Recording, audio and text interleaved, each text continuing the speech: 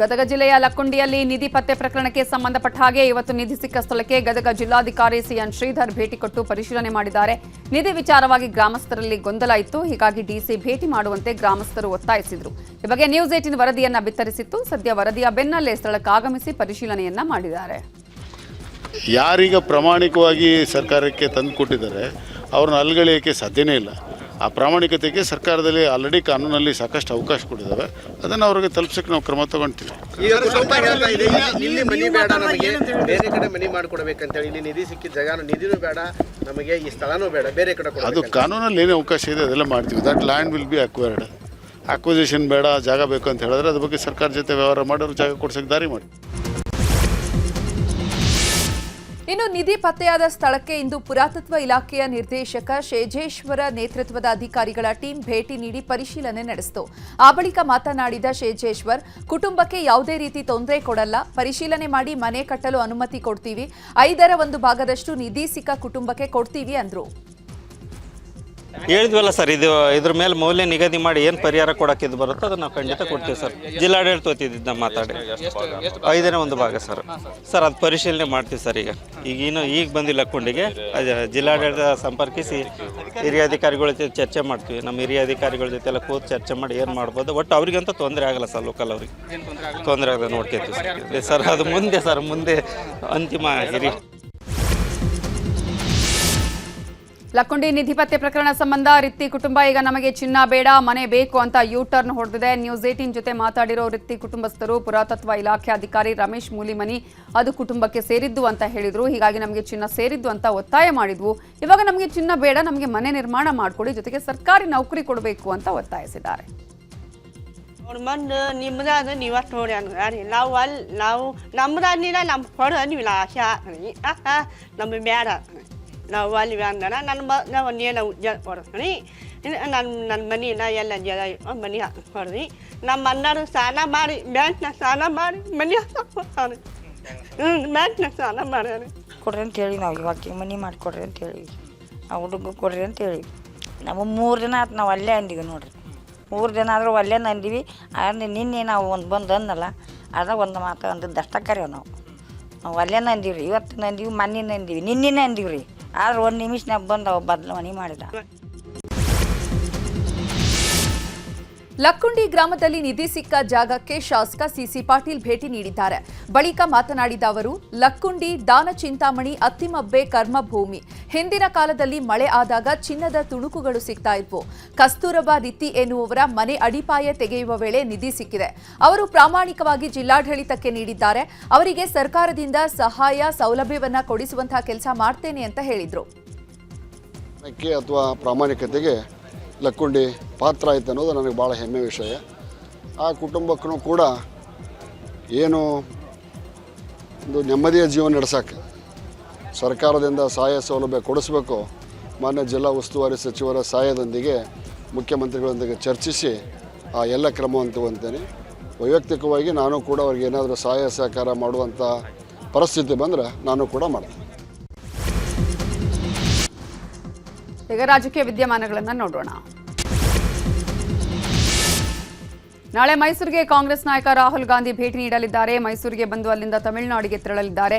ಹೀಗಾಗಿ ನಾಳೆ ಮಂಡಕಳ್ಳಿ ವಿಮಾನ ನಿಲ್ದಾಣಕ್ಕೆ ರಾಹುಲ್ ಗಾಂಧಿ ಬರೋದ್ರಿಂದ ಸಿಎಂ ಸಿದ್ದರಾಮಯ್ಯ ಹಾಗೂ ಡಿಸಿಎಂ ಡಿಕೆ ಶಿವಕುಮಾರ್ ಕೂಡ ಮೈಸೂರಿಗೆ ತೆರಳಿ ರಾಹುಲ್ ಅವರನ್ನ ಭೇಟಿಯಾಗಲಿದ್ದಾರೆ. ಈ ವೇಳೆ ಪವರ್ ಶೇರಿಂಗ್ ಹಾಗೂ ಸಂಪುಟ ಪುನಾರಚನೆ ಕುರಿತು ಚರ್ಚೆಯಾಗುವ ಸಾಧ್ಯತೆ ಇದೆ. ರಾಜ್ಯ ಕಾಂಗ್ರೆಸ್ನಲ್ಲಿ ಕುರ್ಚಿ ಫೈಟ್ ಬೆನ್ನಲ್ಲೇ ಸಂಕ್ರಾಂತಿ ಬಳಿಕ ದೆಹಲಿಗೆ ತೆರಳಲು ಡಿಕೆಶಿ ಮುಂದಾಗಿದ್ದಾರೆ. ಜನವರಿ 16ರಂದು ದೆಹಲಿಗೆ ಹೋಗಲಿದ್ದು ಅಸ್ಸಾಂ ಚುನಾವಣೆ ವೀಕ್ಷಕರ ಸಭೆಯಲ್ಲಿ ಭಾಗಿಯಾಗಲಿದ್ದಾರೆ. ಇದೇ ವೇಳೆ ರಾಹುಲ್ ಗಾಂಧಿ ಭೇಟಿಯಾಗಿ ರಾಜ್ಯ ರಾಜಕೀಯದ ಕುರಿತು ಚರ್ಚೆ ನಡೆಸುವ ಸಾಧ್ಯತೆ ಇದೆ. ಇದಾದ ಮೇಲೆ ಅಲ್ಲಿಂದ ವಾಪಸ್ ಬಂದ ಮೇಲೆ ಮತ್ತೆ ಜನವರಿ 22ರಂದು ಡಿಕೆಶಿ ದೆಹಲಿಗೆ ತೆರಳಲಿದ್ದಾರೆ ಎನ್ನಲಾಗಿದೆ. ಸಂಕ್ರಾಂತಿ ಬಳಿಕ ಸಂಪುಟ ಬದಲಾವಣೆ ವಿಚಾರವಾಗಿ ಚಿಕ್ಕಮಗಳೂರಲ್ಲಿ ಮಾತಾಡಿರೋ ಸಚಿವ ಕೆಜೆ ಜಾರ್ಜ್, ಕಾಂಗ್ರೆಸ್ನಲ್ಲಿ ಸದ್ಯಕ್ಕೆ ಸಿಎಲ್ಪಿ ಲೀಡರ್ ಆಗಲಿ ಚೀಫ್ ಮಿನಿಸ್ಟರ್ ಪೋಸ್ಟ್ ಆಗಲಿ ಖಾಲಿ ಇಲ್ಲ. ಅದು ಖಾಲಿ ಆದಾಗ ನಮ್ಮ ಪಕ್ಷದವರು ಅದಕ್ಕೆ ಕರೆಕ್ಟ್ ಆಗಿ ತೀರ್ಮಾನವನ್ನು ತೆಗೆದುಕೊಳ್ತಾರೆ. ಏನೇ ಇದ್ರೂ ಸಿಎಂ ಹೈಕಮಾಂಡ್ ನಿರ್ಧಾರ ಮಾಡ್ತಾರೆ ಅಂತ ಹೇಳಿದ್ದಾರೆ.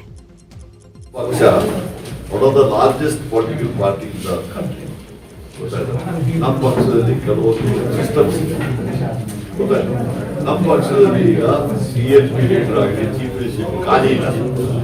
ಆ ಖಾಲಿ ಬರುವಾಗ ನಮ್ಮ ಪಕ್ಷದವರು ಅದಕ್ಕೆ ಕರೆಕ್ಟ್ ಆಗಿ ತೀರ್ಮಾನ ತಗೊಂಡು ಅದಕ್ಕೆ ಇದು ಮಾಡ್ತಾರೆ. ಈಗ ಅದನ್ನು ನೋ ವೇಕೆನ್ಸಿ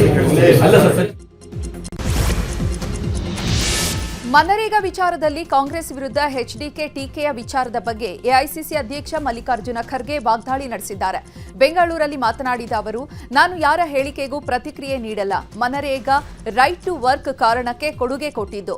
ಮನಮೋಹನ್ ಸಿಂಗ್ ತಂದಂತಹ ಕಾನೂನು ಬಡವರ ಹೊಟ್ಟೆ ತುಂಬಿಸುವುದಕ್ಕಾಗಿ ಬಡವರಿಗೆ ಸಹಾಯ ಮಾಡುವಂತಹ ಕಾನೂನಿಗೆ ಕೊಡಲಿ ಪೆಟ್ಟು ಹಾಕ್ತಿದ್ದಾರೆ. ಪಂಚಾಯಿತಿಯಲ್ಲಿ ನಡೆಯುವಂತಹ ಕೆಲಸಗಳಿಗೆ ಅಡ್ಡಗಾಲು ಹಾಕುವಂತಹ ಯೋಜನೆ ಮಾಡ್ತಿದ್ದಾರೆ. 60-40 ಅಂತ ರಾಜ್ಯದ ಮೇಲೆ 30% ಹೆಚ್ಚಿನ ಭಾರವನ್ನ ಹಾಕ್ತಿದ್ದಾರೆ. ಬಡವರಿಗೆ ಸಿಗೋದನ್ನ ನಿಲ್ಲಿಸಬೇಕು ಅನ್ನೋದು ಅವರ ಉದ್ದೇಶ ಅಂತ ವಾಗ್ದಾಳಿ ನಡೆಸಿದ್ದಾರೆ. ಇನ್ನು ಇದೇ ವಿಚಾರವಾಗಿ ಸಚಿವ HC ಮಹಾದೇವಪ್ಪ, KJ ಜಾರ್ಜ್ ಕೂಡ ಪ್ರತಿಕ್ರಿಯಿಸಿದ್ದಾರೆ. ಪಾರ್ಟಿ ಅಂತ ಹೇಳಿ ರಾಜ್ಯದ ಮೇಲೆ 30% ಹೆಚ್ಚಿನ ಭಾರವನ್ನ ಹಾಕ್ತಕ್ಕಂಥ ಕೆಲಸ ಕೇಂದ್ರ ಸರ್ಕಾರ ಮಾಡಿದೆ. ಮೊದಲ 90-10% ಇತ್ತು, ಇವತ್ತು 60-40 ಮಾಡಿದ್ದು ಅರ್ಥ ಏನಂದ್ರೆ ಈ ಮನ್ರೇಗಾ ಕಂಪ್ಲೀಟ್ ಆಗಿ ಸ್ಟಾಪ್ ಮಾಡಬೇಕು, ಬಡವರಿಗೆ ಸಿಗ್ತಕ್ಕಂಥದ್ದನ್ನು ನಿಲ್ಲಿಸಬೇಕು ಅಂತಕ್ಕಂಥದ್ದು ಅವರ ಉದ್ದೇಶ ಆಗಿದೆ. ಭಾರತ ಸರ್ಕಾರ ಹಿಂದೆ 2005ನೇ ಇಸ್ವಿನಲ್ಲಿ UPA ಸರ್ಕಾರ ಮನಮೋಹನ್ ಸಿಂಗ್ ರವರ ನೇತೃತ್ವದಲ್ಲಿ ತಂದಿದ್ದಂಥ ಮಹಾತ್ಮ ಗಾಂಧಿ ಉದ್ಯೋಗ ಭರವಸೆಯ ಯೋಜನೆಯನ್ನು ರೀಫಿಲ್ ಮಾಡಿ ಅದನ್ನು VB ಗ್ರಾಮ್ಜಿ ಕಾಯ್ದೆ ಎಂಬ ಹೊಸ ಕಾಯ್ದೆಯನ್ನು ಜಾರಿಗೆ ತಂದಿದ್ದಾರೆ. 2005ನೇ ಇಸ್ವಿಯಲ್ಲಿ ತಂದಂಥ ಕಾಯ್ದೆ ಸಂವಿಧಾನದ ದುಡಿಯುವ ಹಕ್ಕನ್ನು ಮತ್ತು ಬದುಕುವ ಹಕ್ಕನ್ನು ಒಳಗೊಂಡಿದ್ದಂಥ ಕಾಯ್ದೆ. ಇವತ್ತು ಈ ಜನರ ಹಕ್ಕು ಪಂಚಾಯತಿಯಲ್ಲಿ ಗ್ರಾಮ ಸಭಾದಲ್ಲಿದ್ದ ಹಕ್ಕುಗಳನ್ನೆಲ್ಲ ಸೆಂಟ್ರಲೈಸ್ ಮಾಡಲಿಕ್ಕೆ ಡೆಲ್ಲಿಯಲ್ಲಿ ನೀವು ಹೇಳಿ, ನೀವೆಲ್ಲ ಮಾಧ್ಯಮದ ಮಿತ್ರರಿಲ್ಲ, ಡೆಲ್ಲಿಯಲ್ಲಿ ಕೂತು ಯಾರಿಗಾದ್ರೂ ಗೊತ್ತಾಗ್ತದ ಯಾವ ಕೆಲಸ ತಗೋಬೇಕು, ಏನು ಮಾಡಬೇಕೆಲ್ಲ ಗೊತ್ತಾಗ್ತದ. ನಾವು ಏನು ಮಹಾತ್ಮ ಗಾಂಧೀಜಿಯವರು ಕಟ್ಟಂತ ಗ್ರಾಮ ನಿರ್ಮಾಣ ಇದನ್ನು ಮಾಡಲಿಕ್ಕೆ, ಸರ್ವೋದಯ ಇದನ್ನು ಮಾಡಲಿಕ್ಕೆ ನಾವು ಪ್ರಯತ್ನ ಮಾಡಿದ್ವಿ. ಇವ್ರೇನು ಮಾಡ್ತಿದ್ದಾರೆ ಅಂತಂದ್ರೆ ಮತ್ತೆ ತಗೊಂಡು ಡೆಲ್ಲಿಯಲ್ಲಿ ಮಾಡ್ತಾರೆ. ಜಿ ಕುರಿತು ಬಹಿರಂಗ ಚರ್ಚೆಗೆ ಸಿದ್ಧ ಅಂತ ಕೇಂದ್ರ ಸಚಿವೆ ಶೋಭಾ ಕರಂದ್ಲಾಜೆ ಹೇಳಿದ್ದಾರೆ. ಹುಬ್ಬಳ್ಳಿಯಲ್ಲಿ ಮಾತಾಡಿರೋ ಅವರು, ಜಿ ಬಿಲ್ ಪಾಸ್ ಆಗಿದೆ, ಕಾಂಗ್ರೆಸ್ನವರು ಯಾಕೆ ವಿರೋಧ ಮಾಡ್ತಿದ್ದಾರೆ? ಸರ್ಕಾರ ಅಧಿವೇಶನ ಕರೆದು ಚರ್ಚೆ ಮಾಡಲಿ, ಅಧಿವೇಶನದಲ್ಲಿ ಭಾಗಿಯಾಗೋ ಕುರಿತು ಬಿಜೆಪಿ ನಿರ್ಧರಿಸಲಿದೆ. ಕಾಂಗ್ರೆಸ್ ವೇದಿಕೆ ಸಿದ್ಧ ಮಾಡಿದ್ರೆ ನಾವು ಚರ್ಚೆಗೆ ಹೋಗೋದಕ್ಕೂ ಸಿದ್ಧ ಅಂತ ಸವಾಲ್ ಹಾಕಿದ್ದಾರೆ. ಮಾಡ್ತಾ ಇದ್ದೀರಾ, ಹೆಸರು ಚೇಂಜ್ ಆಯ್ತು ಅನ್ನುವ ಕಾರಣಕ್ಕೆ ಇದರಲ್ಲಿ ಯಾರ ಹೆಸರು ಇಲ್ಲ. ಶಾರ್ಟ್ ಫಾರ್ಮ್ ಅಲ್ಲಿ ಇದನ್ನು ಜಿ ಅನ್ನುತ್ತಾರೆ ಬಿಟ್ರೆ, ಇದೊಂದು ರೋಜ್ಗಾರ್ ಯೋಜನೆ, ವಿಕಸಿತ ಭಾರತದ ರೋಜ್ಗಾರ್ ಯೋಜನೆ ಇದು. ಅದಕ್ಕಾಗಿ ಇದರ ಸಲುವಾಗಿ ನೀವು ವಿರೋಧ ಮಾಡ್ತಾ ಇದ್ದೀರಾ ಅಥವಾ ಕೇವಲ ಹೆಸರಿಗೆ ಮಾತ್ರ ಮಾಡ್ತಿದ್ದೀರಿ? ಇವತ್ತು ಪ್ರತಿಯೊಂದು ವಿರೋಧದ ಕಾರಣಕ್ಕೆ ನೀವು ವಿರೋಧ ಮಾಡ್ಬೋದು. ನಿಮ್ಮ ಪಕ್ಷ ವಿರೋಧ ಮಾಡುತ್ತೆ ಅಂತ ನೀವು ವಿರೋಧ ಮಾಡ್ಬೋದು. ಹಲವಾರು ಜನ ಇಂಡಿವಿಜುವಲಿ ನಮ್ಮ ಹತ್ರ ಚೆನ್ನಾಗಿದೆ ಇದು ಅಂತ ಹೇಳಿದವರು ಅಲ್ಲಿ ಬಂದು ಬಾವಿಗಿಳಿದಿರ್ಬೋದು ಮಾತ್ರ. ಜಿ ಯೋಜನೆಯಿಂದ 5ರಿಂದ 10 ವರ್ಷಗಳಲ್ಲಿ ಭಾರಿ ಬದಲಾವಣೆ ಆಗಲಿದೆ ಅಂತ ಕೇಂದ್ರ ಸಚಿವ ಸೋಮಣ್ಣ ಸಮರ್ಥಿಸಿಕೊಂಡಿದ್ದಾರೆ. ಈ ಬಗ್ಗೆ ಚಾಮರಾಜನಗರದಲ್ಲಿ ಮಾತನಾಡಿದ ಅವರು, ನೂತನ ಕಾಯ್ದೆಯಿಂದ ಭ್ರಷ್ಟಾಚಾರಕ್ಕೆ ಕಡಿವಾಣ ಬೀಳಲಿದೆ. 14 ದಿನಗಳಲ್ಲಿ ಕೂಲಿ ಹಣ ವಾಪಸ್ ಆಗುತ್ತೆ. ಮಹಾತ್ಮ ಗಾಂಧಿಗೆ ಶ್ರೀರಾಮನೇ ಪ್ರೇರಣೆ. ಗಾಂಧೀಜಿ ಕಂಡಂತಹ ರಾಮರಾಜ್ಯದ ಕನಸು ನನಸಾಗಿಸಲು VBG ರಾಮ್ಜಿ ಯೋಜನೆ ಪೂರಕವಾಗಲಿದೆ ಅಂತ ಸಮರ್ಥಿಸಿಕೊಂಡಿದ್ದಾರೆ. ಅಲ್ಲದೆ ರಾಜ್ಯದಲ್ಲಿ 16 ಯೋಜನೆಗಳಿಗೆ ಡೂಪ್ಲಿಕೇಟ್ ಗಾಂಧಿಗಳ ಹೆಸರಿಡಲಾಗಿದೆ. ನಿಜವಾದ ಗಾಂಧಿಯನ್ನ ಕಾಂಗ್ರೆಸ್ಸಿಗರು ಮರೆತಿದ್ದಾರೆ ಅಂತ ವಾಗ್ದಾಳಿ ನಡೆಸಿದ್ರು. ಮಹಾತ್ಮ ಗಾಂಧಿ ಅವರ ಹೆಸರು ತೆಗೆದುಬಿಟ್ರು. ಮಹಾತ್ಮ ಗಾಂಧಿ ಅವರ ಹೆಸರು ನಾವು ತೆಗೆದಿರ್ಬೋದು ಇಲ್ಲ ಅಂತ ಅನ್ನೋದಕ್ಕಿಂತ ಹೆಚ್ಚಾಗಿ ಮಹಾತ್ಮ ಗಾಂಧಿ ಅವರಿಗೆ ಪ್ರೇರಣೆ ಜೈ ಶ್ರೀರಾಮ್, ವಿಕಸಿತ ಭಾರತದ ಒಂದು ಕಲ್ಪನೆ. ಎಷ್ಟು ಹೆಸರಿಟ್ಟಿದ್ದೀರಿ ನೀವು? ಜವಾಹರ್ಲಾಲ್ ನೆಹರು ಹೆಸರಿನಲ್ಲಿ ಹೆಸರಿಟ್ಟಿದ್ದೀರಿ, ಇಂದಿರಾ ಗಾಂಧಿ ಹೆಸರಿನಲ್ಲಿ ಎಷ್ಟು ಹೆಸರಿಟ್ಟಿದ್ದೀರಿ, ರಾಜೀವ್ ಗಾಂಧಿ ಹೆಸರಿನಲ್ಲಿ. ರಾಷ್ಟ್ರದ ಪ್ರಧಾನಮಂತ್ರಿ ನರೇಂದ್ರ ಮೋದಿ ಅವರು ಇಲ್ಲಿಂದ ಇಲ್ಲಿವರೆಗೂ 11.5 ವರ್ಷದಲ್ಲಿ ಯಾವ್ದಾದ್ರು ಒಂದೇ ಒಂದು ಯೋಜನೆಗೆ ಪ್ರಧಾನಮಂತ್ರಿ ಯೋಜನೆ ಅಂತಾರೆ ವಿನ ಪ್ರಧಾನಮಂತ್ರಿ